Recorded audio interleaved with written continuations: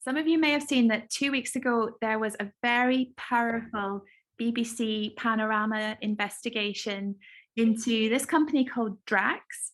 And what Drax is doing in Canada, Drax is logging incredible forests in Canada. And we're going to be here tonight to talk a little bit more about this investigation and what's happening to forests in Canada and how we can take action. And we're going to hear from Michelle and Tegan about the situation in Canada, and then Mary and Joe are going to be telling us more about what's happening in the UK and how incredible campaigners are rising up to take action against this company's logging of precious forests in Canada. And just to begin with, I'm going to give you a little bit of background into what Drax is doing, into this company. And Drax is a UK-based company which was featured in Panorama 2 weeks ago, because Drax is currently logging some of the most biodiverse forests in the world in British Columbia and Canada. And this company is turning these beautiful forests into wood pellets and then burning them for biomass energy. And you may ask, what is biomass burning? Well, it basically involves taking organic materials, usually wood, and then burning it in power stations for energy. And according to the biomass industry and to many politicians, burning wood is a green and renewable alternative to burning fossil fuels. And the industry also claims that burning wood is carbon neutral. And the idea is that when you cut down, transport, and burn a tree, all the emissions will somehow be absorbed by new trees in the future. And the UK government is heavily invested in this industry. The UK is actually the top subsidizer of bioenergy in the whole of Europe. And the vast majority of this burning is happening at one power station in particular. It's happening at Drax Power Station, which is in Selby, near York in Yorkshire. And Drax was built in the 1970s as a coal power station, and it still burns some coal, but since 2003, Drax has been burning both coal and wood, and it's now the biggest wood burning power station in the entire world. Drax is also the UK's single largest carbon emitter, and last year, Drax emitted over 13 million tonnes of CO2 from burning over 7 million tonnes of wood pellets. And much of this wood comes from clear-felled, biodiverse forests in the southern USA, Estonia, Latvia, and Canada. And we're going to be hearing more in particular about Canada tonight. So while Drax tells us in its promotional material that it is powering tomorrow and enabling a zero carbon, lower cost energy future, what the company is actually doing is burning trees. And you can see in the top right picture, this is a clear-felled forest in North Carolina that's been completely destroyed for the biomass industry. And Drax is receiving huge amounts of money from the UK government for this tree burning. It's currently getting over £2 million every single day in UK renewable subsidies to burn trees. And this money comes from a surcharge on our energy bills here in the UK. So this is money that's going to the biomass industry to burn trees instead of going to genuine renewables like wind and solar power. And the most impacted area is the southern USA.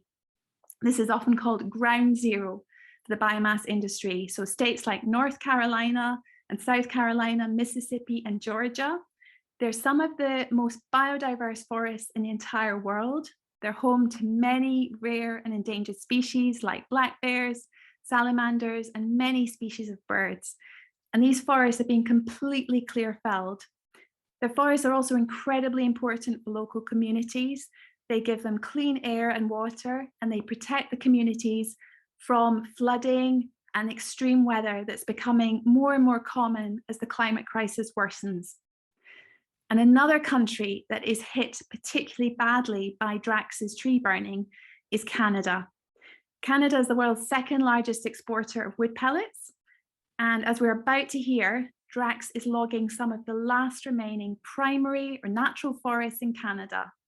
And these forests are home to many endangered species like caribou, and they're also incredibly important for other wildlife. And we are now absolutely thrilled to welcome our first speaker, who is Michelle Connolly from Conservation North in British Columbia in Canada. And Michelle is a forest ecologist and a campaigner who loves wildlife. She runs the volunteer group Conservation North, and her day job is working with First Nation communities developing non-extractive economies. We're so grateful to you for being here with us tonight, Michelle, and over to you. Thank you very much. Thank you. Okay, so I'm Michelle Connolly. I work with Conservation North, which is a 100% volunteer-driven community group. We've been active for about 5 years. So I'm going to explain what a primary forest is. I'm going to show a 6-minute video that features the area that was just shown in the clip you saw with the satellite imagery being logged. I'm going to say a few words about the effects on wildlife, and then I'm going to talk about how BC defines sustainable forest management.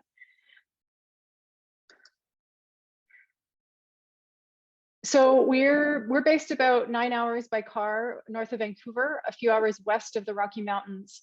And our group is based in the territory of the Lheidli people. We also call it Prince George. Our group is always on about primary forests. So what does that mean? Well, we use the Convention on Biological Diversity definition of primary forest, which is it's a forest that has never been logged and has developed following natural disturbances under natural processes, regardless of its age. So a primary forest can look like a recently burned or beetle killed forest. It can have mostly young trees. It can also be old growth. All of these forests are examples of primary forest. The thing that they all have in common is that they've never been industrially logged before. We don't know the exact proportion of primary forest that is still left in BC. I'm estimating that it's between 20 and 25%, but we know from the latest research that globally we're down to around 20 to 30% primary forest that's still left. So our group's objective is to protect what's still left of this kind of forest in north central BC. So what's in green on this map shows remaining primary forest in BC. The more you see, it's an interactive map that's available freely online. The more you zoom in, the better it looks for the forest. But as you can see, our forests have been really hammered by industrial logging here. So following the BBC documentary, our Minister of Forests claimed that no old growth was being logged for pellets.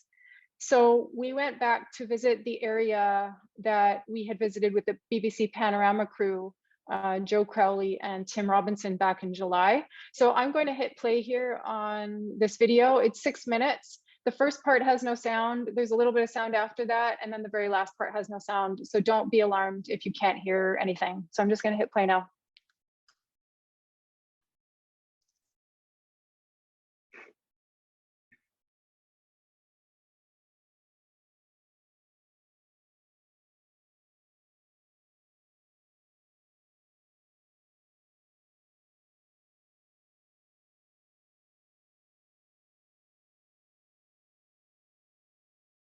In the legislature this past week, Minister of Forests Tegan Hansen stated that there is not old growth being logged to utilize in Drax's pellet mills across the province. For the record, in this legislature, there is not old growth being cut down to utilize in Drax's mills across this province. So Conservation North is heading west on Highway 16 to find out whether or not that's the case.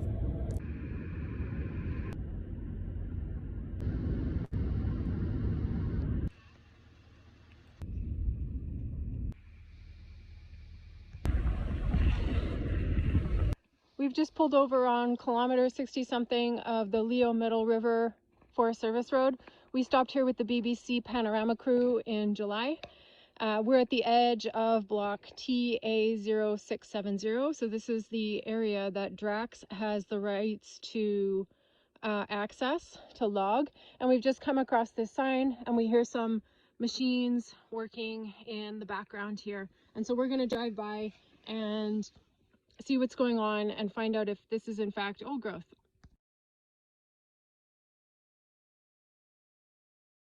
So this is a fresh road going into TA670.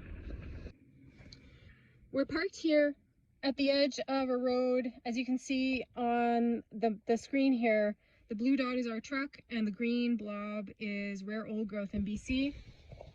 This is a road going right into this green blob, the deferral. This area was identified by the government's own technical advisory panel as endangered old growth.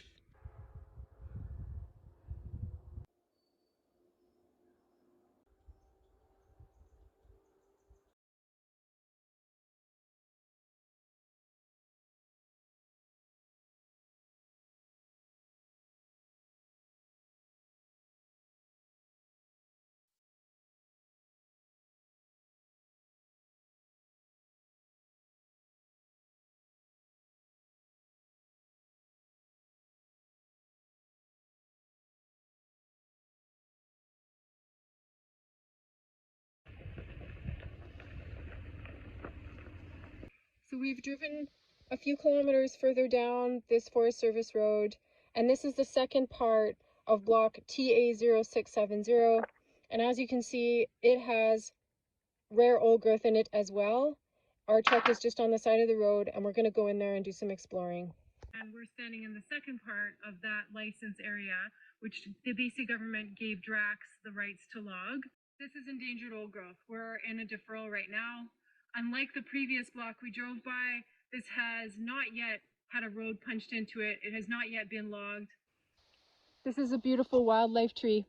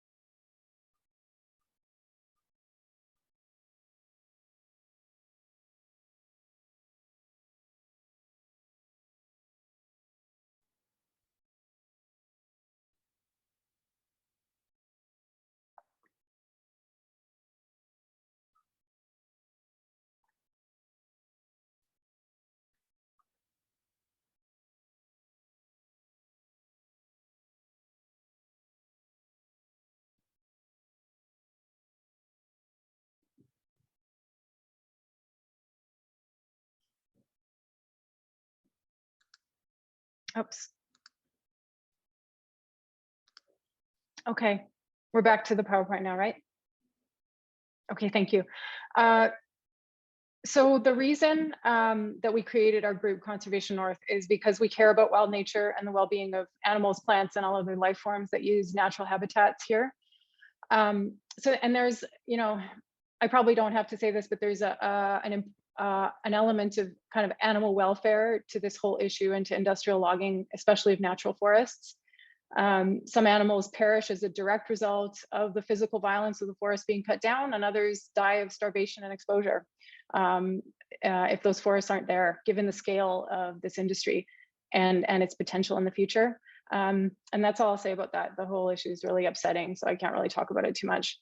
So the forest industrial complex in BC doesn't really refer to primary forests very much, but it uses euphemism to describe areas of primary forests that are desired for logging for all purposes, whether that's pellets or dimensional lumber, pulp. So these are all terms that you've all seen in materials that have come out probably from the BC government, from the Canadian government, from Drax for professional foresters. These are all terms that are used to describe primary forests. This is what sustainable forest management looks like in BC. It's Wild West here. We don't really have strong rules to protect nature in BC. We have no comprehensive, protection for endangered wildlife, for example. And the pellet industry is really taking advantage of that.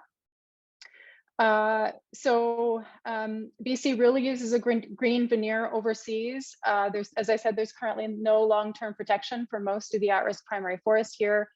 And our government hasn't publicly committed to not using primary forests for pellets. And as you saw in that video, our Minister of Forests is actually claiming that no old growth is being cut down to supply material to the pellet industry. So I'll end it there, and I'll let you guys ask questions if you want. Thank you so much, Michelle. That was incredibly shocking and very, very moving. Thank you very much. And we do have a question in the chat from Paul. And please feel free, anyone, if you'd like to add in some questions for Michelle. And Paul's question is, are the aerial images of the primary forest reduction over July to October 2022 available? I would like to use them if possible via Twitter during the Waterline Summit, which is currently happening in Hull, to expose the fallacy of Drax's statements. And Drax was meant to be sponsoring this big summit in Hull, but Drax's name is currently not visible on the promotional material. Yeah, so satellite imagery is available via a company called Planet.com, and actually Tegan, who's on this call, taught me about Planet.com a little while ago. And we have our drone footage. So if you are interested in getting that footage, just email us directly. But you can actually find, you can log into Planet. You have to set up an account, and then you can find the satellite imagery. You can move back to October, or you can zoom ahead to present day if you want. So you can see the latest activity there using that company. Fantastic. Thank you so much, Michelle. And anyone, please feel free to add some questions. We'll have a little bit of time at the end as well, if you would like to add a question later. But I was wondering, Michelle, could you tell us a little bit more about Panorama filming in British Columbia? And also there was a fantastic documentary from the Canadian Broadcasting Corporation. What was the experience like of them coming to film, and has it made a difference? Yeah, so Panorama came here in July, and they did a really impressive job of investigating the publicly available data on what was being logged for pellets. They are actually the ones that discovered that this particular area of rare old growth was within a Drax license. And they also found that recent fresh cut block that was located near wells. So that's the cut block that was featured at the beginning of that little trailer. So yeah, it was great to have international attention on this issue here and its impacts on the ground, which we're very concerned about. And of course, there's a whole edifice of industrial forestry here that's kind of pushing this as a sustainable industry, and we believe that if it's focused on primary forests, then it is not sustainable. Really great, thank you very much. Yes, it's horrifying that they are cutting down these primary forests that have never been logged before, and they're so essential for wildlife. And also, Stuart has asked this great question about communities and the impact on people. I've read from Stand.Earth that some unceded land is included within logging licenses. Is this the case, and can you explain the issues for Indigenous communities in Canada? So I do not speak for any Indigenous communities. I don't work for a First Nation, and I don't speak for any Indigenous communities, but it is a fact that most of BC is unceded land. So, you know, we're part of a colony, and First Nations don't have the rights to much of their lands, their traditional lands here. And that's a big problem. BC, of course, comprises 203 different nations, and their involvement in this is really essential. Thank you very much. And we've got a comment from Karen. The video and photos are so heartbreaking. Are there things that people who aren't based in Canada can do to help? And also people in Canada, what can we do? Well, our focus as a group is on daylighting what's happening on the ground, and also providing technical support to communities that are interested in fighting this issue here. We rely on donations. We're a volunteer group, and so if you want us to keep doing this kind of thing, we do need funding. And most recently, we need a truck. So if anyone has any connections to anyone that's interested in providing us with funding to buy a truck, the one that was featured in the video was a rental. And so again, we're 100% volunteer. Any money that comes in goes towards doing the work that we do. Thank you very much. And last year, Drax took over a big Canadian company called Pinnacle, which is a big wood pellet company. Can you tell us what difference that has made now that Drax is producing its own wood pellets in Canada? I will defer to Tegan from Stand for that one. She's going to be speaking next, I believe. Sounds great. So let's introduce our next speaker, and a huge thank you, Michelle. That was absolutely brilliant. We've got one more question. Have international groups such as Avaz or Greenpeace been involved with any petitions in Canada? I don't know. Right. There was a Greenpeace petition in the UK that came out last week, and that's been really, really great. And a lot of people have already signed that petition. And we've got a final question. Let's see, this is from Jack. Great work, Michelle. Has Alan Knight from Drax ever gone to British Columbia to meet with you? I asked because in June, he declined Jack's invitation to come to North Carolina to see what Drax's supplier Inviva is doing in North Carolina. No, he's never approached us. The main target of our concern tends to be the BC government as opposed to Drax, because to us, that's kind of the safeguard here, is that BC should not be issuing licenses to a foreign pellet company to log any kinds of forests here. So that's who we usually target our feedback towards. And no, they haven't reached out to us. Move to our next speaker, who is Tegan Hansen. And Tegan works with the environmental organization Stand.Earth.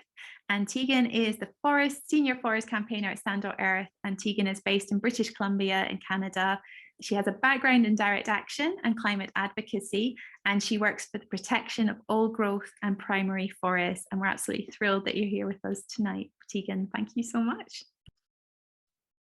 Thank you so much for having me. I'm very, very pleased to be here today, and so thrilled that everyone's interested in this issue and all the great work that's being done to spotlight. I'm just gonna kind of continue from where Michelle has taken us and look a bit at the scale of this industry as it's grown in Canada, and kind of talk a little more about how subversive these policies and messaging issues are and how they're impacting forests and communities here. So to give you a sense of the Canadian pellet industry, this is from an industry publication. So all of the red dots are where pellet plants are currently in Canada. This industry is really centralized in BC. And Drax has acquired a majority share in the majority of pellet plants exporting wood pellets from British Columbia.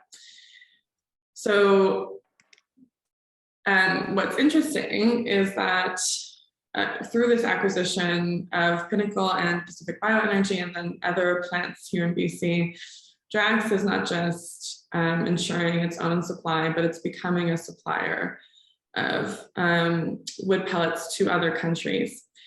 And so, as you know, Sally talked you through your subsidies in the UK and how that's fueling this industry. Not only is it fueling destruction to power Drax's own power station, but it's fueling the destruction of forests to power and really grow this industry globally, which is a huge concern. And so typically, and you can see the UK is the #1 for exports from all of Canada.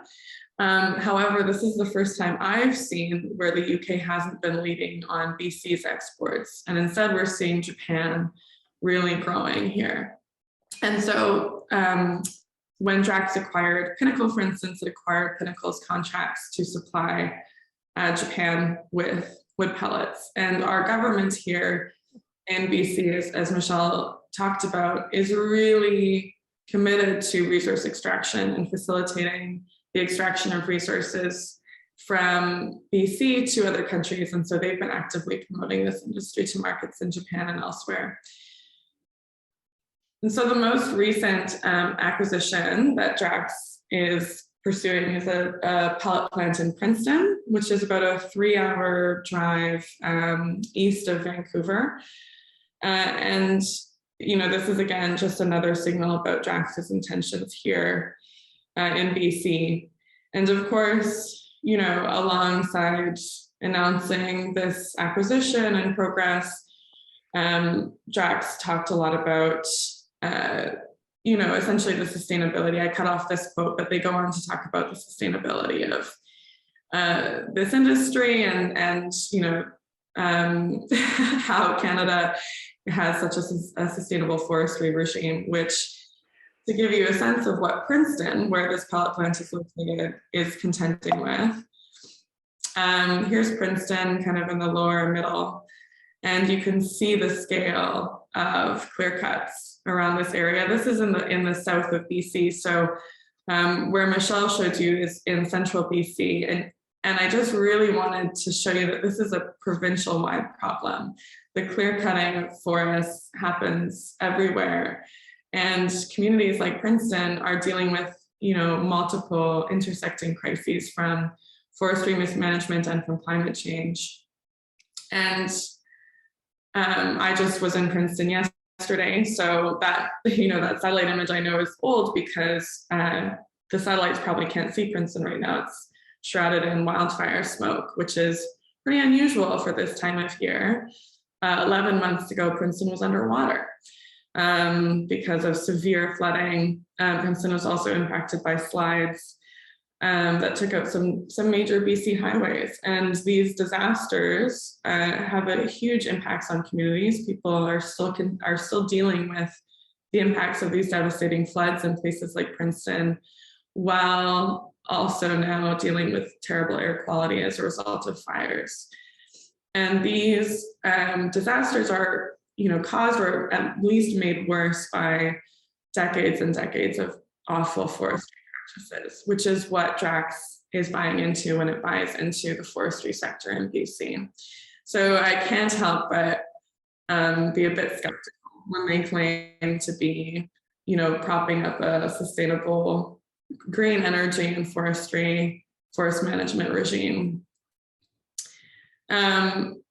What I'm also concerned about, especially as we see some major wildfires continue to rage around Princeton and other communities in this province, is the way this industry has really skillfully used the excuse of fires and other, like Michelle has talked about a lot, Conservation North has done work around exposing infestations, like beetle infestations, and how the industry has used that to pronounce, you know, primary forests as waste.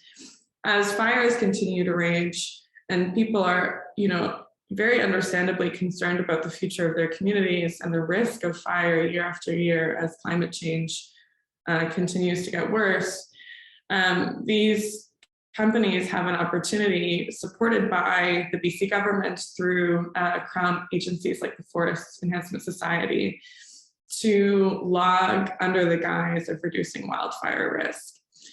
And ironically, logging and the types of logging that we've allowed in BC has made the risk of wildfires that much worse. So this is a concern for us moving forward, and I think something, you know, for those of you calling in from BC, something for us to be on guard for and continue to advocate for our government to move away from the timber-centric model, but for folks in the UK and elsewhere in the world to really understand how severe these crises are that we're facing here, and how the communities that are home to these pellet plants are also being impacted by these poor policies that Drax is supporting. So again, this is a photo from a year ago from a pellet plant further north. This is in Smithers.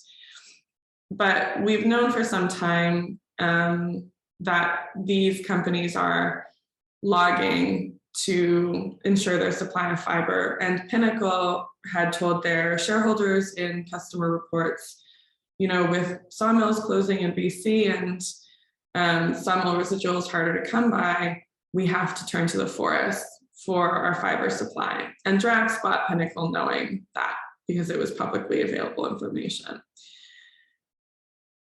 And, you know, as we think about what future we want in BC and around the world, I think it's really important to remember that these forests that we're talking about are some of the most carbon-rich forests that are left standing on the planet.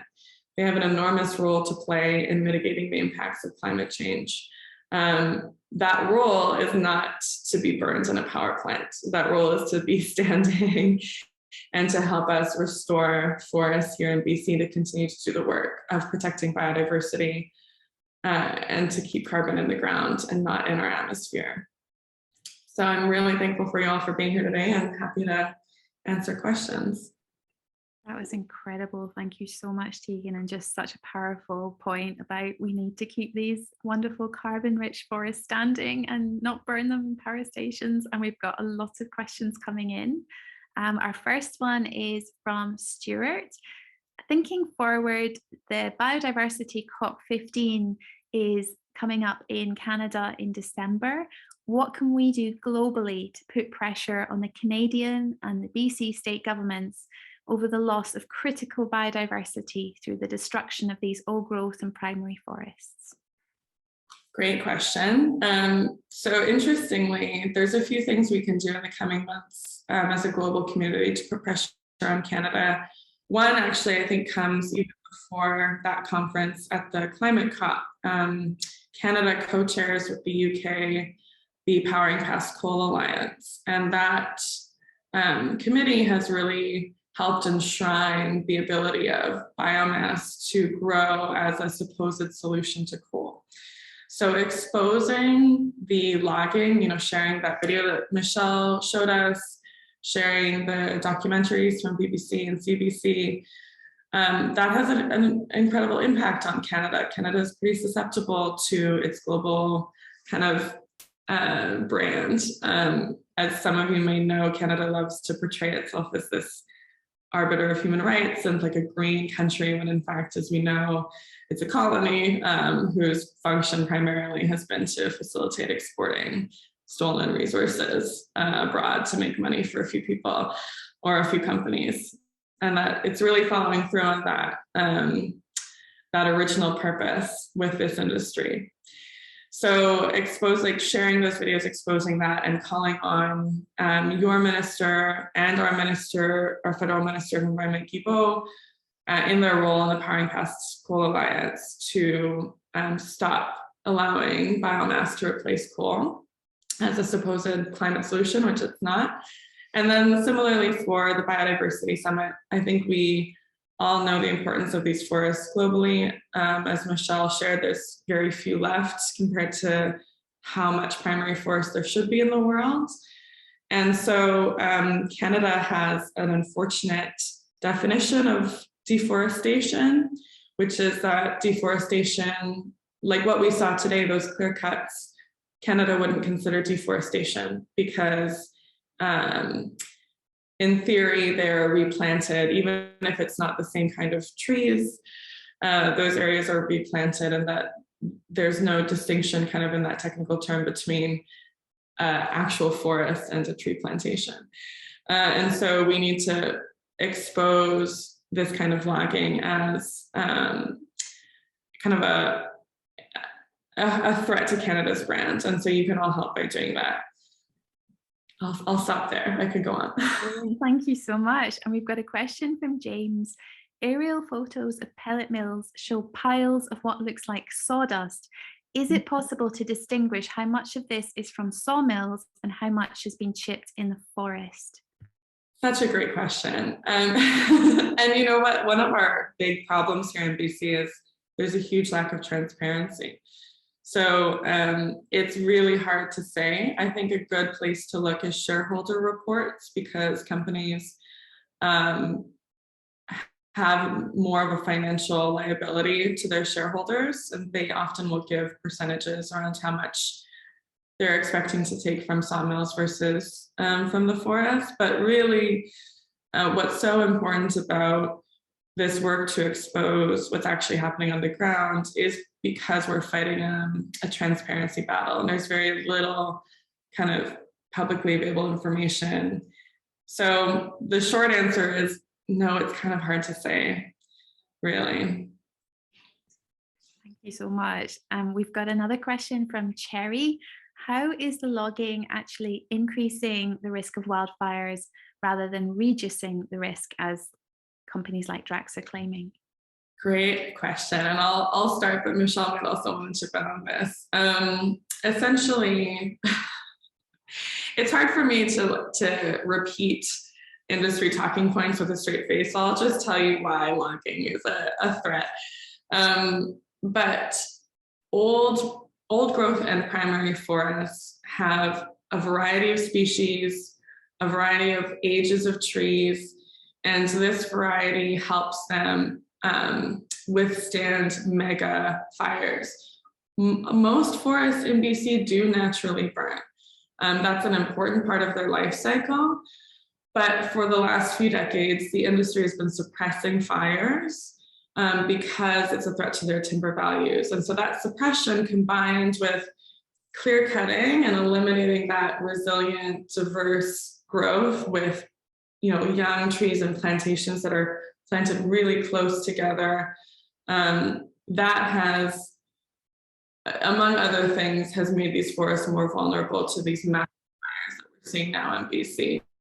As well as, of course, we know climate change is having an impact, but biodiverse forests are more equipped to withstand climate change versus these young, tightly packed monoculture plantations, interspersed with clear cuts, which makes it really hard for forests to endure any kind of, and what would normally be a natural fire cycle. And then the other thing about flooding is that forests, as we know, have these incredible roots from all these tree systems that keep earth kind of solid and well structured and help prevent erosion and help maintain the kind of a water and absorption. And so when you remove all of that, all of those trees, really suddenly, as we're seeing in this logging in watersheds, you make it hard for the water table to adjust. And so when climate change brings deluge, like these deluges of rain, the water really has nowhere to go but down. And we often build our cities and our communities in valley bottoms. Michelle, I'm sure you could say more that's a little better than that, but I'll leave it there. Sure, I thought you captured most of it, Tegan. Yeah, so natural forests of all ages, primary forests, are really good at holding on to moisture. Any forest can burn if the weather conditions are right, but anything recently logged, like a clear cut or a young plantation, is highly flammable for the reasons Tegan mentioned. You get faster wind speeds, they dry out, and they're full of fine fuels. So that's why clear cut and anything recently cut is more flammable than a natural forest, from what I understand. Thank you so much. And we've got a question from Daniel. How are these facilities like the wood pellet mills fueled in Canada? Do they use wood waste or do they use natural gas to fuel them? I believe, from the ones that I know around where I've lived in the Okanagan, they're mostly LNG powered and hydroelectricity, I believe. I'm not sure, Michelle, if you know the composition up where you are. I don't know. Yeah.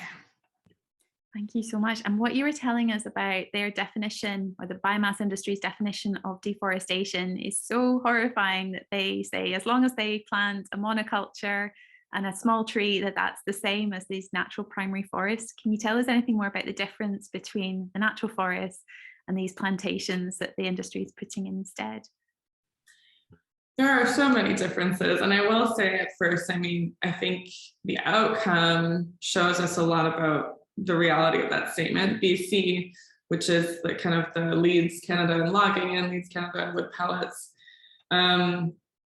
BC also leads Canada in the extinction crisis. We have more listed endangered species than any other province in Canada. And we're seeing local extinctions from caribou to other animals and species happen yearly. And so that is the key difference. And Michelle talked about this, the ability of a forest to maintain a functional ecosystem. A forest is habitat for wildlife. It provides clean drinking water and clean air. It helps mitigate all these, natural disasters that are getting worse with climate change. And it's just an incredible abundance of life in different species, trees of different ages, anywhere from young trees to trees that are hundreds or even thousands of years old in parts of BC. The kinds of forests that industry has been replacing those forests with on the landscape are typically, just one or a few species of trees all around the same age. There's a very real effort in BC to suppress trees that aren't considered valuable to the industry. So, for instance, broadleaf trees or deciduous trees, which aren't much use to the kind of mills we have here.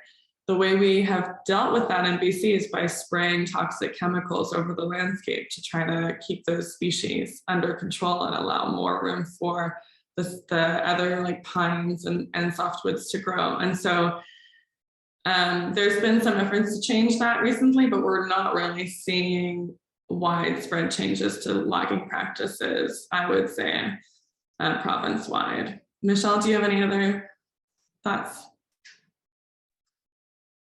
Sure. I would say that the people that are involved in these conversations at the national level, the ones that get to go to these meetings, the agencies involved have mandates to further extraction. So I think that they play a lot of word games to conceal what's happening, and they take advantage of the fact that a lot of people just aren't familiar with what their natural forests look like. I guess some people call that what's it called, shifting baseline syndrome.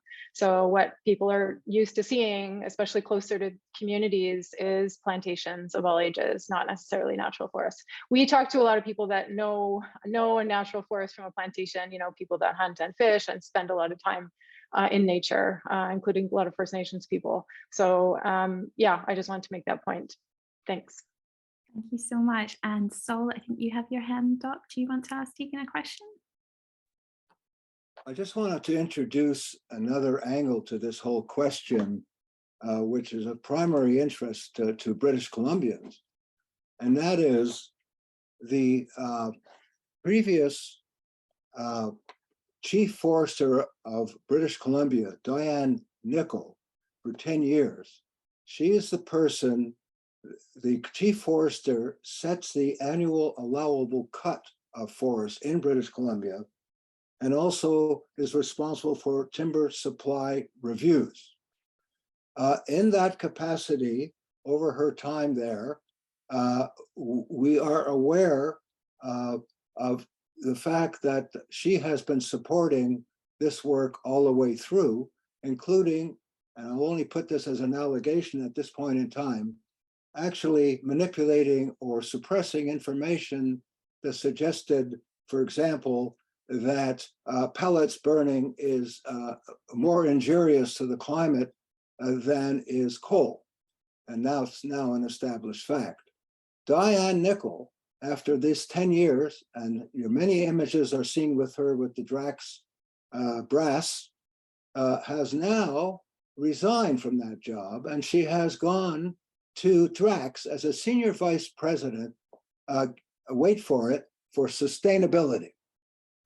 And what I feel here, this is at very least a breach of trust in my view. It could be much worse than that. There's no rules in British Columbia about this revolving door. There's no limitation on persons to wait a year or 2 years from a government job to a private industry. And there she is now positioned to continue the work that she did in government. It's kind of a seamless a series of events that have occurred here. I believe that with the proper way of publicizing this fact, this will enrage people in British Columbia. Because of the breach of trust, people are concerned about these things, regardless of what the issue is. In this case, of course, around our forests and Drax exploitation of these forests. So on the 26th, I'll just complete. On the 26th of November in Victoria, we're holding a massive rally, which will hopefully and will already include many non-traditional supporters of ancient forests, primary forests, to put it more generally. And I want to see, and I'm working with other people to see, that this is a featured part of this event. And we're looking at a very large event, perhaps 10,000 people or more. And so I just want to put this out. This is a whole other angle to take this on, which I think the people of British Columbia will respond to. Thank you so much, Sol. That's incredibly helpful.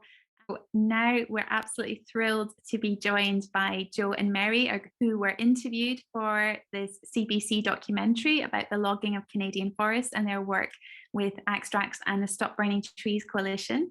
And Mary is a campaigner with Biofuel Watch, and she's a researcher and climate justice campaigner who also works with the Stop Burning Trees Coalition.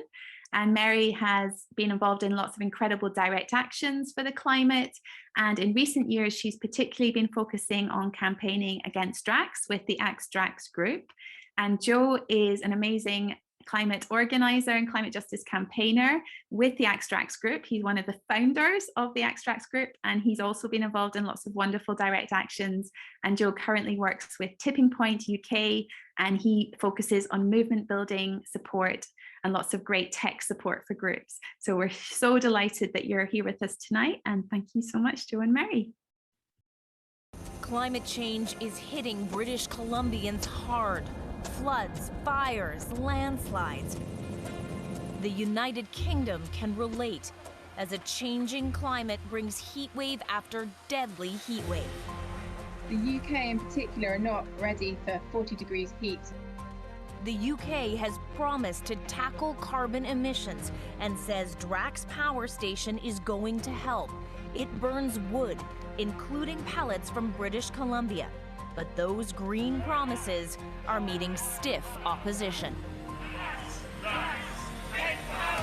A growing movement to stop Drax is gaining traction. Drax is the largest carbon emitter in the UK. It's complete greenwashing, it's a scam, it's a waste of public money.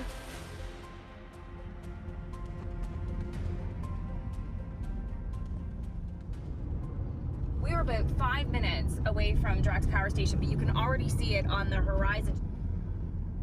Each one of those steaming towers is larger than the Statue of Liberty. I want to meet the people who are trying to shut down Drax and save trees from British Columbia.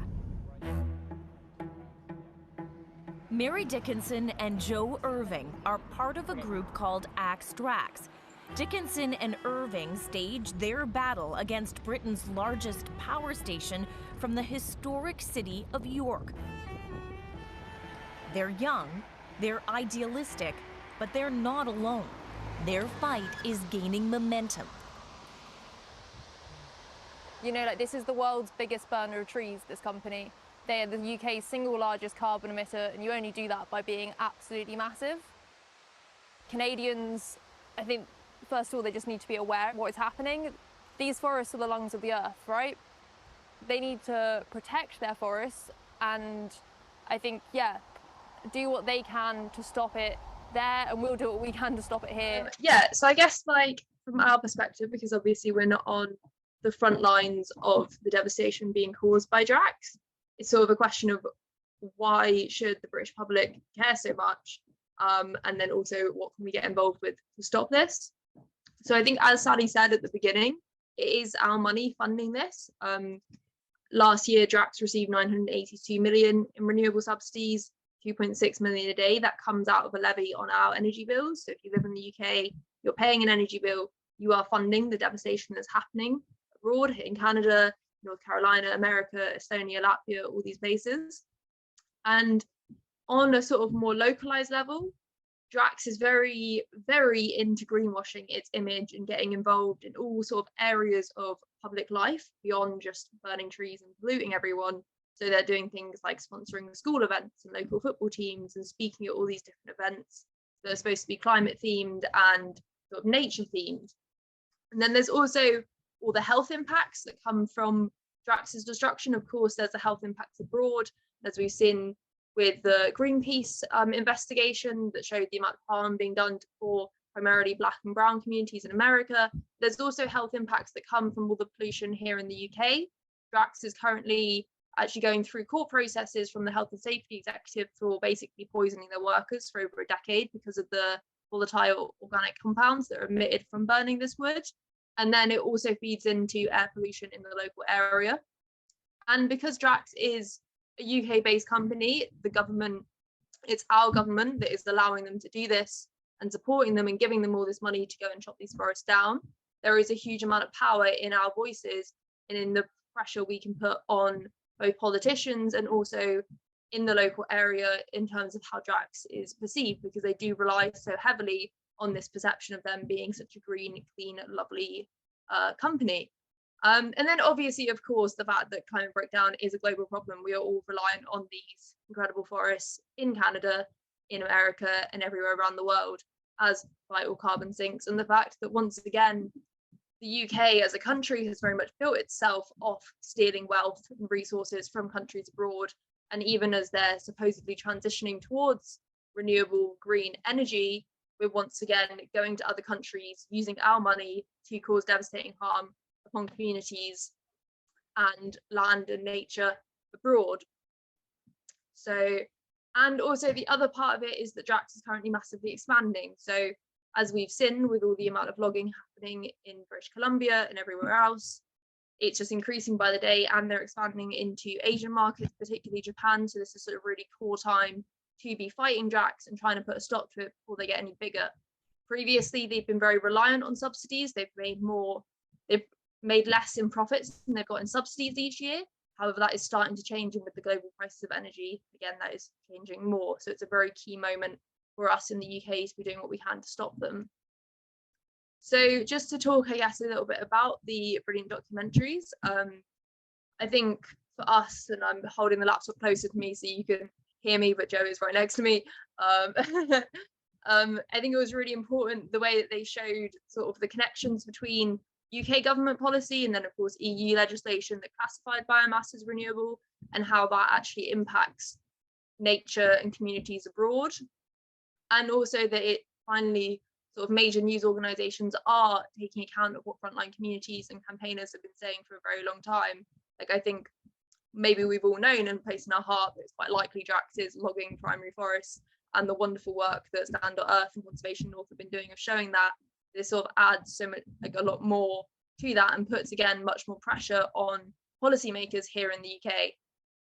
But also, I think what these documentaries maybe didn't mention as much, and something that we did talk about but didn't sort of make it into it, was the fact again that Canada is a colony and this is all unceded Indigenous land. And I think it's very important, particularly given Britain's history and relationship with Canada, to hold that in our minds as we're campaigning around these areas and what Drax is doing. So I guess that's sort of a whistle-stop tour of why we think people in the UK should care. But from all of this, the Stop Burning Trees Coalition sort of started earlier this year around Drax's AGM, made up of, and so we're quite a broad coalition, pretty much based around the north of the UK, but spreading wider into the UK, and hopefully that will continue to grow. Made up of quite a variety of groups, from traditional environmental campaigners, but also trade unionists, health campaigners, and many more, demanding an end to this industry and the billions in subsidies that are given to it. So we campaign around a few different areas, and also part of it depends on what Drax is doing at that moment, where we throw most of our energy. But a lot of what we've been campaigning around is bioenergy with carbon capture and storage. So this is sort of Drax's latest project, what they're pushing so hard, at least here in the UK, and features very heavily in a lot of international climate change agreements because of the classification of biomass as carbon neutral based upon this sort of false accounting. The idea with BECCS is if you then capture this non-existent carbon from being emitted and store that, you actually can become carbon negative and therefore sell those carbon credits and sort of counterbalance all the other polluting industries. In reality, what it's doing is just sort of giving Drax a license to continue cutting down these forests, clear felling them, polluting communities, and sort of continue growing as a business and as a industry model.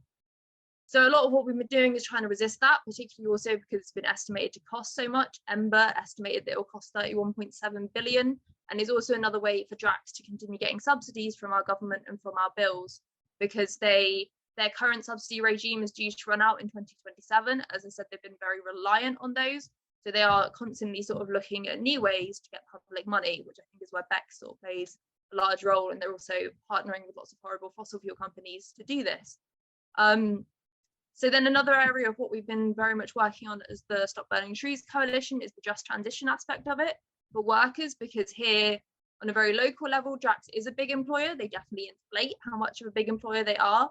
I was recently just told the other day, the agricultural industry in that sort of area actually employs more people, but Drax promote themselves as one of the biggest employers in the north, an area that's been sort of had quite a lot of hardship from previous government policies. And so it's very important we're now campaigning to ensure that workers aren't the ones being sort of thrown over by this business when it eventually has to come to an end, but they're actually able to transition into genuine green jobs and all the sort of things that we could be using these billions in subsidies to do. And then sort of the final aspect of it is challenging Drax's subsidies and greenwashing, partly because the subsidies are just so heavily reliant on it. So if we can take those away, it makes it so much harder for them to function as a company, and so much harder for them to do all the harm they're doing abroad.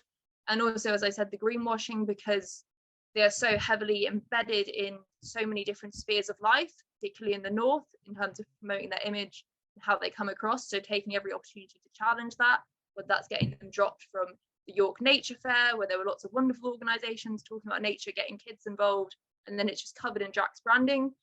So managing to get Drax taken off of that and sort of letting these other organisations know exactly just how bad Drax is. And then sort of just trying to build this collective power, this grassroots power across the north and the UK to campaign against Drax, because fundamentally it's our money that is paying for this.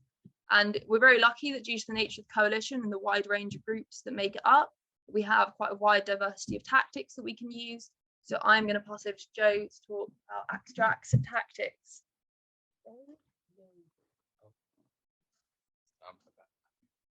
So Mary has just done all the details, and I get to talk about actions, which is great.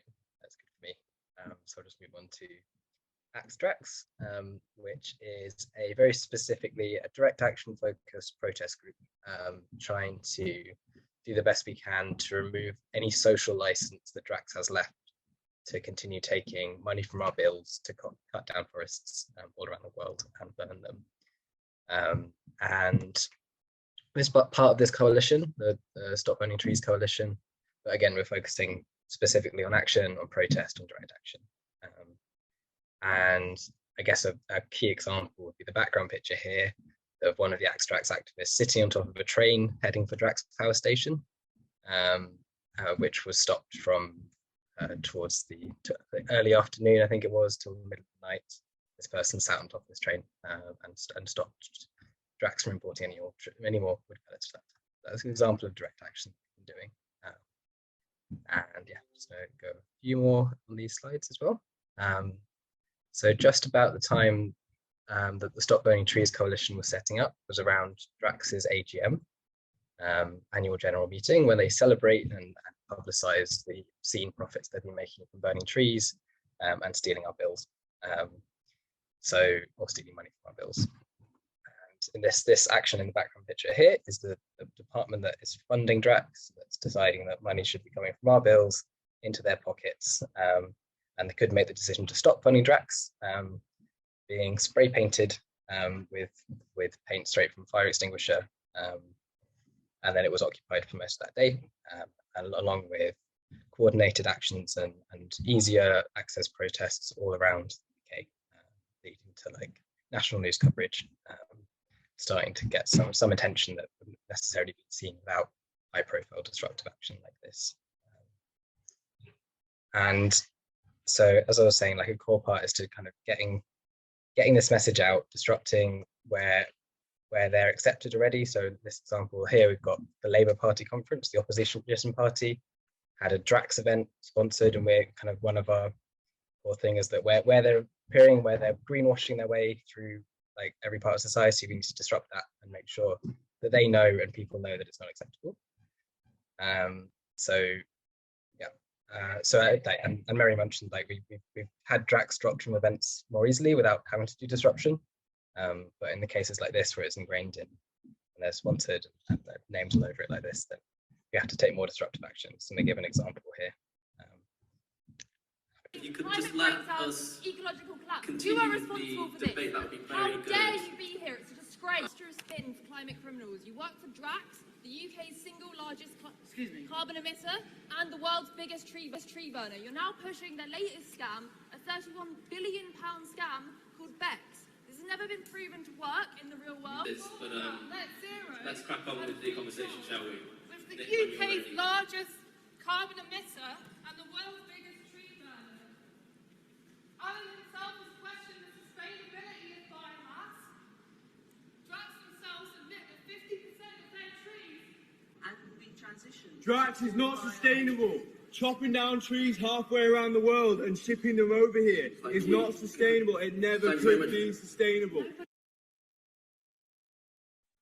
So that was just a few short clips from disruption of that event, and just 3 people standing up, shouting until they were kicked out, got coverage in multiple national newspapers, and the footage from that short video is getting tens of thousands of views, from people seeing it, understanding that this is not an acceptable thing for a party that as you can see, like that clip at the end, this was their slogan. It was a fairer, greener future. So really, like when we highlight the hypocrisy of politicians, like we're doing here, it really resonates with people, and like really confronts the lies and the spin that we get to see from politicians, just making it very clear.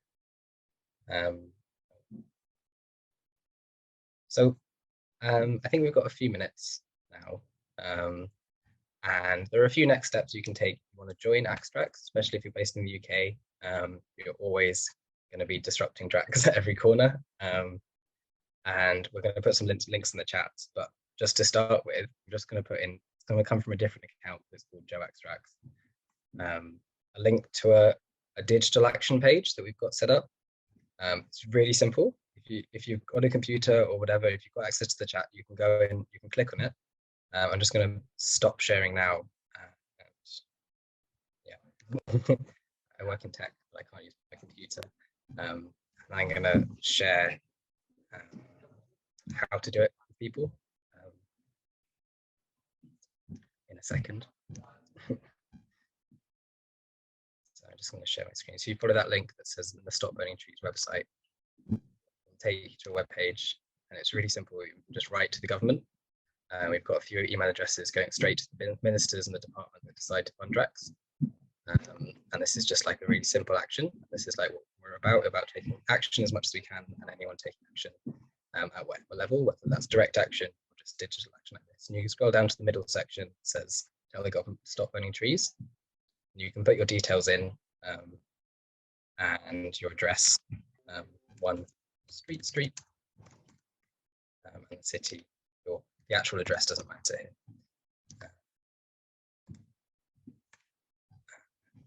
Opt into update so you know what we're up to and what you can do. And then it'll take you to a letter that will take it straight to the minister that decides that Drax needs billions of pounds from our bills. And there's a pre-drafted one. If you're based in Canada, you might redraft it and say that, look, you're destroying our forests. It's one from there. or you can just use the standard letter and click send. I won't, because this has got Mary's details in, and I feel like that's probably not okay, but it's really simple, like a few step clicks, and yeah, you use this webinar to take action. And I guess like the only last thing to say is that it is starting to work. Like Drax is pulling out of more and more events, which is annoying for us, so we want to go and shout at them, but they are starting to pull out. And like with the documentaries coming out, and if like the Greenpeace investigation, and a few weeks before that, the previous Secretary of State for the Department of Business, Energy and Industrial Strategy, 2 days ago, was the Chancellor, and now he's a backbencher again. This UK politics is a bit of a mess at the moment. Was actually quoted saying it makes no sense. So it is starting to change, but we need as much pressure as possible on the UK government and these policymakers and Drax themselves. They know what they're doing is wrong. We've seen all the incredible and horrifying evidence from Canada, from campaigners and Michelle and Tegan, and all the work you've been doing. It is starting to change. I think we just need as many of us putting pressure on it as possible. And we have the power to do that here in the UK. Unfortunately, we're funding it. Thank you both so much. That was absolutely wonderful. And there is a really special day of action coming up this Friday. Could you tell us a little bit more about the International Day of Action on Big Biomass and how people can get involved? Yeah, so it's the International Day of Action Against Big Biomass, which is a, as you would expect, international event happening all around the world. It's sort of a wave of actions organised, I believe, by the Environmental Paper Network. So Sally's just very helpfully shared a link to it. So in the UK, we're targeting Barclays because they're one of Drax's biggest funders. In the last 5 years, they've given them over 800 million in bonds and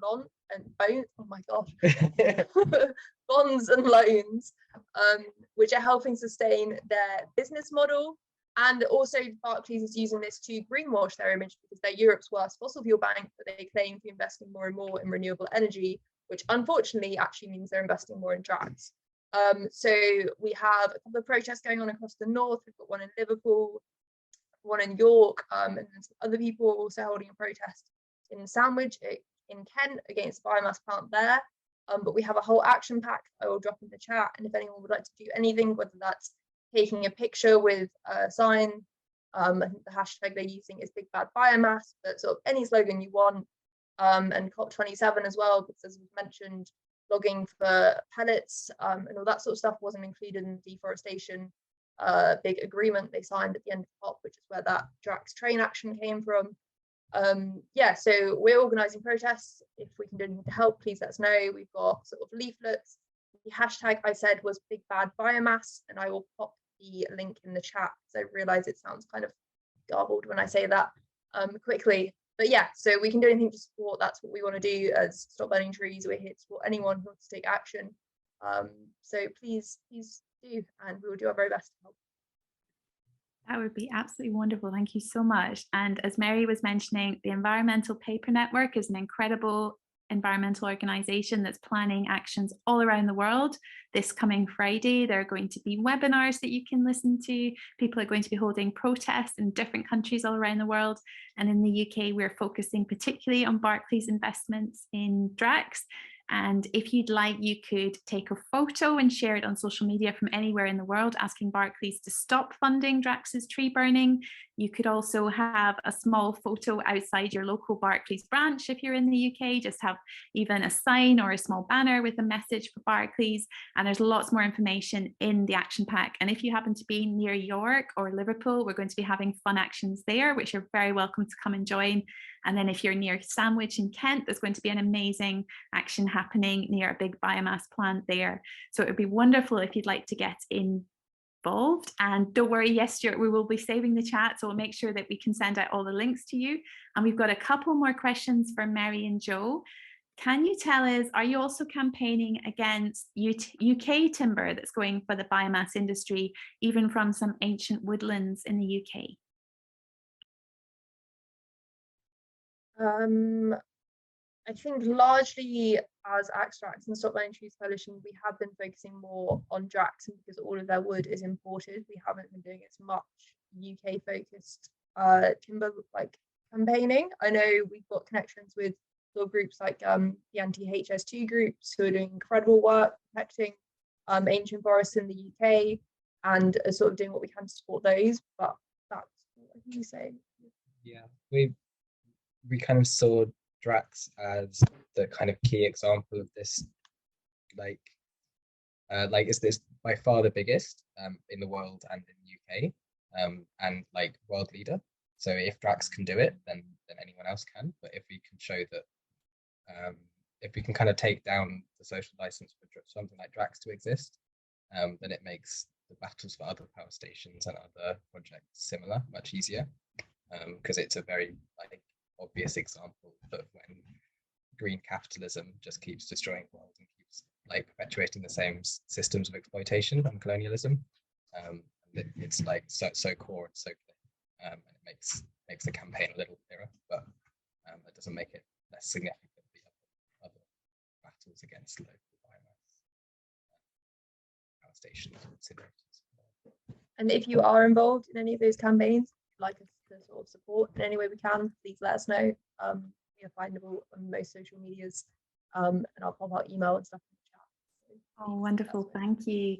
And we've had a question about what strategy can we adopt to challenge Drax's UK subsidies for its so-called green energy?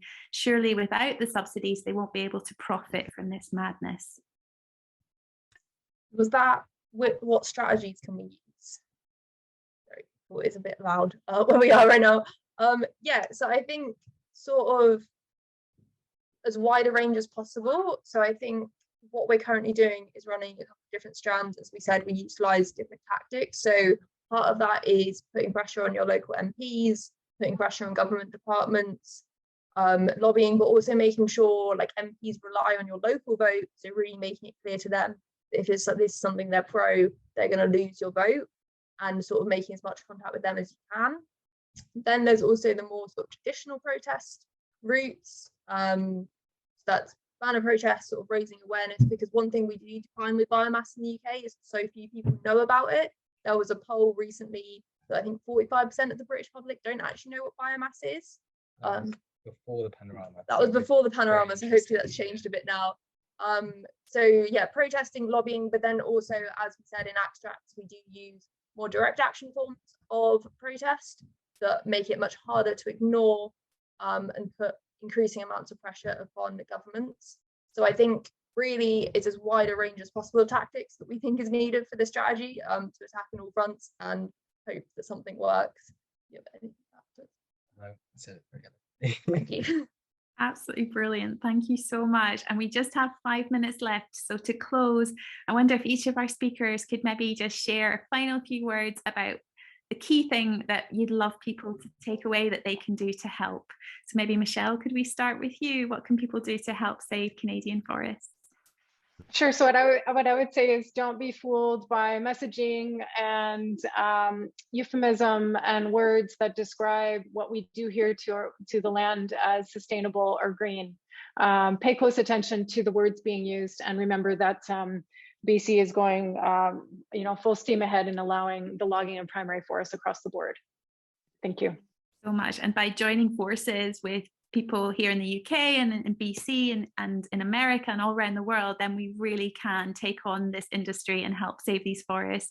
And Tegan, would you like to say a few closing words? Yeah, thank you. And thanks again for having me. And just building on that, I think, like we talked about before, everyone's governments, wherever you are, has a role to play in propagating this industry. So if you're in BC, reach out to your elected officials, the Minister of Forests. If you're in the UK, similarly, your decision makers, and just don't stop and share all the new footage that comes out and make it so that they can't escape this issue. And that's really going to help these campaigns move forward. Wonderful. Thank you so much, Tegan. And Joe and Mary, would you like to say a few closing words? What can people do to help? I think similarly to what Michelle and Tegan have said, and also thank you for having us and being here with Michelle and Tegan, because you guys do incredible work, so very grateful. But yeah, I think putting as much pressure as possible on decision makers. I think in the UK as well, making sure people know about it, because generally when people find out about it, because it's quite far removed, so you don't really see it, but when they find out about it, they do just think it's utter madness, because it is. So putting pressure on decision makers, getting involved with actions, whatever that looks like, whether that's e-actions, more spiky disruption, anything like that, just maintaining that pressure and not giving up, because yeah, it's too much to lose. Yeah, we need everyone to be taking whatever action they can take. That's why we have such a broad range.